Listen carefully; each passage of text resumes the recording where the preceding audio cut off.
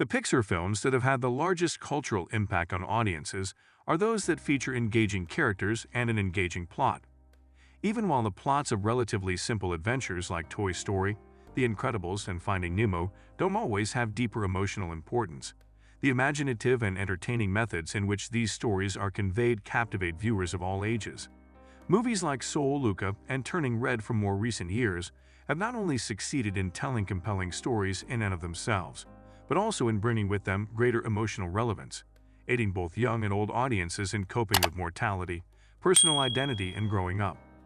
The newest Pixar film, Elemental, doesn't provide audiences with anything particularly interesting, either on the surface or deeper within its narrative. It also struggles to strike a balance between its literal and metaphorical messages and the kind of movie it wants to be. The specific story of Elemental aims to not only live up to the standards of its spiritual forebears, but also use its conclusion to tie up very specific character beats related to the home life of Fire Being protagonist Ember Lumen, Leah Lewis, and her relationship with water entity Wade Ripple, Membuduethi. There is so much going on that it is simple to miss what Elemental's closing sequences have to offer. This explainer can help in that situation. Let's break down Elemental's conclusion and all of its subtle nuances, as well as what it implies for the different residents of Element City. When Elemental ends, a faulty canal has flooded Firetown, the town where Ember lives, particularly her father Bernie's shop. A blue flame that her father imported from his own country is one of the priceless artifacts in her dad's store that Ember does her best to safeguard. Wade arrives just in time to assist Ember, and the two people get tangled together in a confined space within the store. Wade gradually evaporates as a result of the heat and the enclosed environment, keeping the blue flame burning. Ember, who is devastated by Wade's death, initially thinks there is no chance she will ever see Wade again. However, some tears start to fall from the ceiling due to the poignant sight of Ember's anguish. Here, Ember realizes that Wade, who, like all aquatic beings, is prone to loud sobbing spells, might actually be able to return. To get more water to fall from the roof and into a bucket, she and her parents start saying the saddest statements imaginable. These droplets eventually build up to the point when Wade is revived. Wade is ecstatic to be alive again and proceeds to kiss Ember. However, this resurrection does more than simply revive one of Elemental's main protagonists. Additionally, it gives Bernie an opportunity to overcome his strong prejudice against all aquatic life.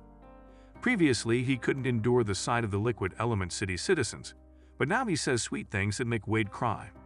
In Elemental's story, the romantic and tolerance-based elements have both been resolved. Now it's time for a closing montage. After a few months have passed since the previous resurrection scene, viewers are shown the current state of affairs in the colorful world of Elemental in a concluding montage. Wade and Ember are now a legally married pair, and since Wade is welcome in Bernie's shop, everyone in Firetown greets him with a smile. Speaking of that shop, Ember's previous ambitions to take over Bernie's establishment fell through. Bernie, on the other hand, just sold the business to additional Firetown residents and is currently relishing retirement with his wife, the two having plenty of time for hanky-panky. Ember is currently seeking a career where she may use her skill with fire to create lovely vases and other items. Such a job will take her far outside the boundaries of Element City, to somewhere she had never been before. She has second thoughts about going on this adventure because of how strongly she feels about her family. After all, what if everything goes wrong? Bernie assures his daughter that everything will be all right and that it is now time for her to fly. However, Ember turns around and turns her head to face her father before getting into her mode of transportation. Bernie previously described in Elemental how his father refused to perform a customary farewell gesture as a way of expressing his displeasure of his son's aspirations when he left his native country. Bernie had been troubled by their final encounter for years. Here, though, Ember makes the motion, and Bernie returns the favor. Ember is now finally given the chance to make a life and an identity for herself, but this flashback's payoff suggests that she won't forget her origins. In the 2000s, explicit on-screen writing that read "the end" or similar phrases signaled the conclusion of Pixar films like Finding Nemo and Ratatouille. Although Nemo would subsequently receive a sequel, they were created from the ground up as standalone tales, in part because trends like Disney's direct-to-video animated sequels had tarnished the idea of animated film sequels.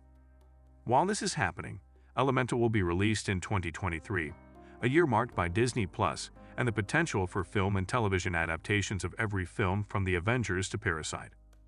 Roku executives would be working overtime to come up with ideas for a TV show spin-off of Koyaanisqatsi if it were released today.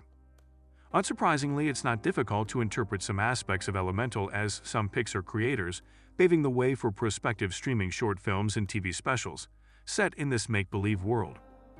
Most notably, the people still living in Element City appear like the kind of scene-stealing, supporting characters that some Disney executives would hope may be the next Forky or Doug in generating Disney Plus spin-offs, such the adolescent Claude or Wade's large extended family.